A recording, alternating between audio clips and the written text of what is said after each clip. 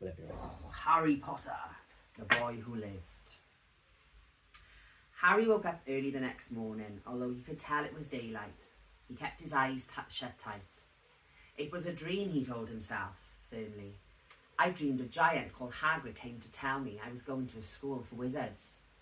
When I open my eyes, I'll be home in my cupboard. There was suddenly a loud tapping noise. And there's Aunt Petunia knocking on the door, Harry thought. His heart sinking, but he still didn't open his eyes. It had been such a good dream. Tap, tap, tap. All right, Harry mumbled. I'm getting up. He sat up and Hagrid's heavy coat fell off him. The hut was full of sunlight. The storm was over. Hagrid himself was asleep on the collapsed sofa, and there was an owl rapping its claw on the window, a newspaper held in its beak. Harry scrambled to his feet, so happy he felt as though a large balloon was swelling inside him. He went straight to the window and jerked it open. The owl swooped in and dropped the newspaper on top of Hagrid, who didn't wake up. The owl then fluttered onto the floor and began to attack Hagrid's coat. Don't do that! Harry tried to wave the owl out of the way, but it snapped to speak fiercely at him and carried on savaging the coat. Hagrid! Said Harry loudly. There's an owl! Pay him! Hagrid grunted into the sofa. What? He wants paying for delivering the paper. Look in the pockets. Hagrid's coat seemed to be made of nothing but pockets. Bunches of keys, slug pellets, balls of string, mint humbugs, tea bags. Finally, Harry pulled out a handful of strange-looking coins. Give him 5 nuts, said Hagrid sleepy. Nuts? The little bronze ones. Harry counted out 5 little bronze coins and held out... I gotta start again. Harry counted out 5 little bronze coins and the owl held out its legs so he could put the money into a small leather pouch tied to it, then flew off through the open window. Hagrid yawned loudly, sat up and stretched. Best be off, Harry. Lots to do today. Got to get up to London and buy all your stuff for school. Harry was turning over the wizard coins and looking at them. He had just thought of something which had made him feel as though the happy balloon inside him had got a puncture. Hagrid? Said Hagrid, who was putting on his huge boots. I haven't got any money. And you heard Uncle Vernon last night. He won't pay me to do any... Castle again. Yeah, messed up, sorry. Said Hagrid, who was putting on his huge boots. I haven't got any money. And you heard Uncle Vernon last night.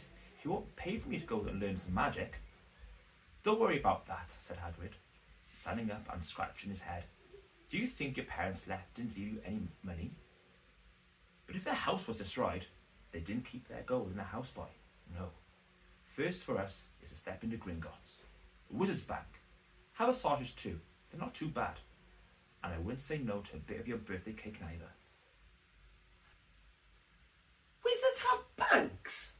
Just the one, Gringotts, run by goblins. Harry dropped the bit of sausage he was holding. Goblins? Yeah? So you'd be mad to try and rob it. I'll tell you that. Never mess with goblins, Harry. Gringotts is the safest place in the world for anything you want to keep safe. Kept maybe Hogwarts. As a matter of fact, I got to visit Gringotts anyway. For Dumbledore. Hogwarts business. Hush, hush. Hagrid drew himself up proudly. He usually gets me to do the important stuff for him. Fetching you, getting things from Gringotts. Knows he can trust me, see? Got everything? Come on then. Harry followed Hagrid out onto the rock. The sky was quite clear now, and the sea gleamed in the sunlight. The boat Uncle Vernon has hired was still there, with a lot of water in the bottom after the storm. How did you get here? Harry asked, looking around at another boat. How did you get here? Harry asked, looking around for another boat. Flew, said Hagrid. Flew? Yeah, but we'll go back in this. Not supposed to use magic now I've got you. They settled down in the boat, Harry still staring at Hagrid, trying to imagine him flying. Seems a shame to row though, said Hagrid, giving Harry another of his sideways looks. If I was to speed things up a bit, would you mind not mentioning it at Hogwarts? Of course not, said Harry. Eager to see more magic, Hagrid pulled out the pink umbrella again, tapped it twice on the side of the boat, and they sped off towards land. "Why, you'd be mad not to try and rob Gringotts?" Harry asked. Spells, enchantments, said Hagrid, unfolding his newspaper as he spoke. Spells, enchantments, said Hagrid, unfolding his newspaper as he spoke. They say there's dragons guarding the high security vaults. And then you gotta find your way. Well, Gringotts is hundreds of miles under London, see? Deep under the underground. You'd die of hunger trying to get out, even if you did manage to get your hands on summer. Harry sat and thought about this while Hagrid read the newspaper, the Daily Prophet. Harry had learnt from Uncle Vernon that people liked to be left alone while they did this, but it was very difficult. He'd never had so many questions in his life. Ministry of Magic, messing things up as usual, Hagrid muttered, turning the page. There's a Ministry of Magic? Harry asked, before he could stop himself. Course, said Hagrid. They wanted Dumbledore. But Cornelius Fudge got the job, bungler if ever there was one. So he pelts Dumbledore with owls every morning, asking for advice. But what does a Ministry of Magic do? Well, their main job is to keep it from the muggles, that there's still witches and wizards up and down the country. Why? Why? Blimey, Harry, everyone would be wanting magic solutions to their problems. Nah, we'd best left alone. At this moment, the boat bumped gently into the harbour wall. Hagrid folded up his newspaper and they clambered up the stone steps into the street. Passers-by stared a lot at Hagrid as he walked through the little town onto the station. Hagrid couldn't blame them. Not only was Hagrid twice as tall as anyone else, but he kept pointing out perfectly ordinary things like parking meters and saying loudly, "See that, Harry? Things these muggles dream up, eh?" Hagrid, said Harry, panting a bit as he ran to keep up. "Did you say that there are dragons at Gringotts?" "Well, so they say," said Hagrid. "Crikey, I'd like a dragon." "You'd like one?" "Wanted one ever since I was a kid." "Here we go." They had reached the station. There was a train to London in 5 minutes' time. Hagrid, who didn't understand muggle money, as he called it, gave the notes to Harry so he could buy their tickets. People stared more than ever on the train. Hagrid took up 2 seats and sat knitting what looked like a canary yellow circus tent.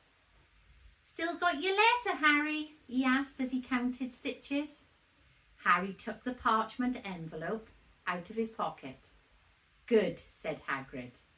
"There's a list there of everything you need."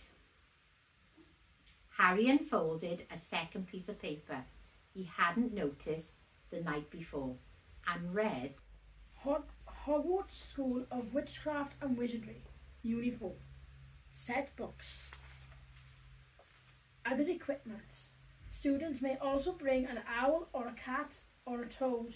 Parents are reminded that first years are not allowed their own broomsticks. Can we buy all this in London? Harry wondered aloud. If you know where to go, said Hagrid. Hagrid had never been to London before, although Hagrid seemed to know where he was going, and he was obviously not used to getting there in an ordinary way. He got stuck in the ticket barrier in the underground and complained loudly that the seats were too small and the train was too slow. "Don't know how the muggles manage without magic," he said, as they climbed a broken-down escalator which led up to a bustling road lined with shops.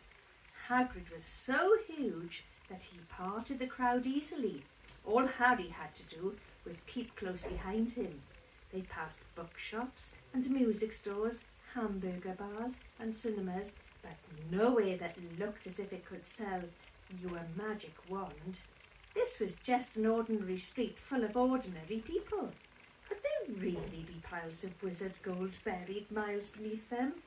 Were there really shops that sold spell books and broomsticks?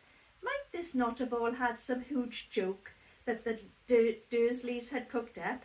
If Harry hadn't known that the Dursleys had no sense of humour, he might have thought so. Yet somehow, even though everything Hagrid had told him so far was unbelievable, Harry couldn't help trusting him. This is it, said Hagrid, coming to a halt. The Leaky Cauldron. It's a famous place. It was a tiny, grubby-looking pub. If Hagrid hadn't pointed it out, Harry wouldn't have noticed it was there. The people hurrying by didn't glance at it. Their eyes slid from the big bookshop on one side to the record shop on the other, as if they couldn't see the Leaky Cauldron at all. In fact, Harry had the most peculiar feeling that he and Hagrid could see it. Before he could mention this, Hagrid had steered him inside. For a famous place, it was very dark and shabby. A few old women were sitting in a corner drinking tiny glasses of sherry. Smoking a long pipe. A little man in a top hat was talking to the old barman, who was quite bald and looked like a gummy walnut. The low buzz of chatter stopped when they walked in. Everyone seemed to know Hagrid. They waved and smiled at him, and the barman reached for a glass, saying, "The usual, Hagrid." "Can't, Tom. I'm on Hogwarts business," said Hagrid, clapping his great hand on Harry's shoulder and making Harry's knees buckle. "Good Lord," said the barman, peering at Harry. "Is this... It can't be. Can this be?" The Leaky Cauldron had suddenly gone completely still and silent. "Bless my soul," whispered the old barman. "Harry Potter, what an honour!" He hurried out from behind the bar, rushed towards Harry and seized his hand, tears in his eyes. "Welcome back, Mr. Potter, welcome back." Harry didn't know what to say. Everyone was looking at him. The old woman with the pipe was puffing on it without realising it had gone out. Hagrid was beaming. Then there was a great scraping of chairs, and next moment Harry found himself shaking hands with everyone in the Leaky Cauldron. "Doris Crockford, Mr. Potter, can't believe I'm meeting with you at last." "Professor Quirrell," said Hagrid. "Harry, Professor Quirrell will be one of your teachers at Hogwarts." "Potter," stammered Professor Quirrell, grasping Harry's hand. "Can't tell you how pleased I am to meet you." "What sort of magic do you teach, Professor Quirrell?" "Defense against the dark arts," muttered Professor Quirrell, as though he'd rather not think about it. "Not that you need it, eh, Potter?" He laughed nervously. "You'll be getting all your equipment, I suppose. I've got to pick up a new book on vampires myself." He looked terrified at the very thought. But the others wouldn't let Professor Quirrell keep Harry to himself. It took almost 10 minutes to get away from them all. At last, Hagrid managed to make himself heard over the babel. "So proud, Mr. Potter. I'm just so proud. Always wanted to shake your hand. I'm all of a flutter. Delighted, Mr. Potter. Just can't tell you. Diggle's the name. Daedalus Diggle." "I've seen you before," said Harry. As Daedalus Diggle's top half fell off in his excitement. "You bowed to me once in a shop." "He remembers," cried Daedalus Diggle, looking around at everyone. "Did you hear that? He remembers me." Harry shook his hands again and again. Doris Crockford kept coming back for more. A pale young man made his way forward very nervously. One of his eyes was twitching. Doris Crockford shook Harry's hand one last time, and Hagrid led them through the bar and out into a small walled courtyard, where there was nothing but a dustbin and a few weeds. Hagrid grinned at Harry. "Told you, didn't I? Told you was famous. Even Professor Quirrell was trembling. To meet you, mind you, he's usually trembling. Is he always that nervous?" "Oh yeah, poor bloke. Brilliant mind. He was fine while he was out studying out of books, but then he took a year off to get some first-hand experience. They say he met vampires in the Black Forest, and there was a nasty bit of trouble with the hag. Never been the same since. Scared of the students, scared of his own subject. Now where's me umbrella?"